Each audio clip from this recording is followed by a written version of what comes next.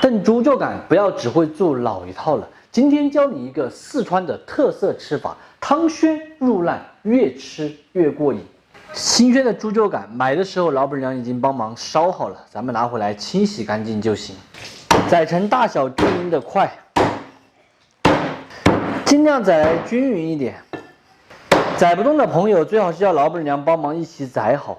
冷水下锅，先焯一下水，姜葱、花雕酒，焯开后打去浮沫，再煮个3到5分钟，捞出来冲洗干净。四川人炖汤哈，不管是蹄花也好，排骨也好，鸡也好，鸭子也好，都要给它先煸炒一下。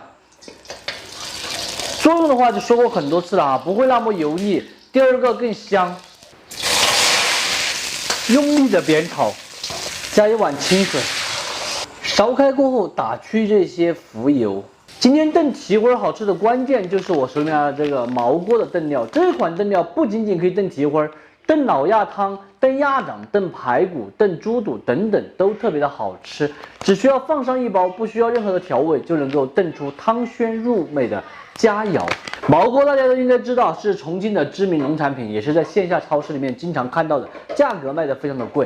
这次呢，我们搞活动哈，像我手里面的这样子，3包毛锅的老鸭汤炖料只要9块9，还给大家包邮，特别的划算。喜欢的朋友可以点视频下方链接直接购买，给它来上一包。这个酸萝卜哈，全部都是一条一条的，很巴适。先转入汤锅里面，盖上盖子，用小火先炖1个小时。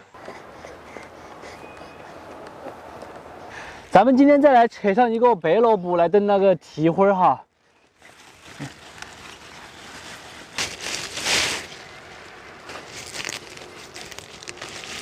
这个萝卜的话，水分非常足，你们看，它自然都裂口了。这种萝卜就好吃，一点都没有糠腥，小块小块的。蹄花炖的差不多了，把萝卜放进去一起炖。喜欢吃海带的也可以炖海带，这个更是巴适得很。中小火给它煮个15分钟。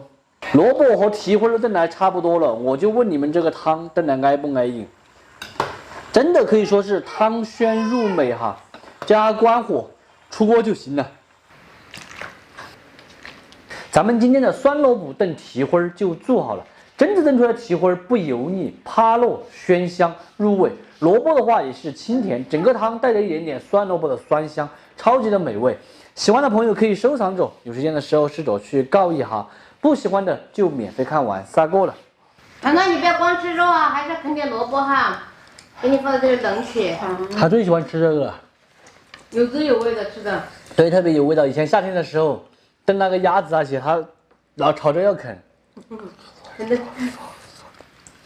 过两天去把那个红萝卜扯回来晒了。晒了可惜了，那么好吃的红萝卜，还没自己都没吃到一两个。红皮白心的白萝卜，拿晒来煮点滑肉吃。可以，萝卜干儿。那你就吃蛋蛋啊。明天买啥子菜？今天这个菜子还没那个，只上了明天。其实每天都在是有胃，明天下一顿吃什么要烦恼。炒点青菜吃明天。来这里大把青菜，煮点香肠，炒个萝卜汤，上艾叶。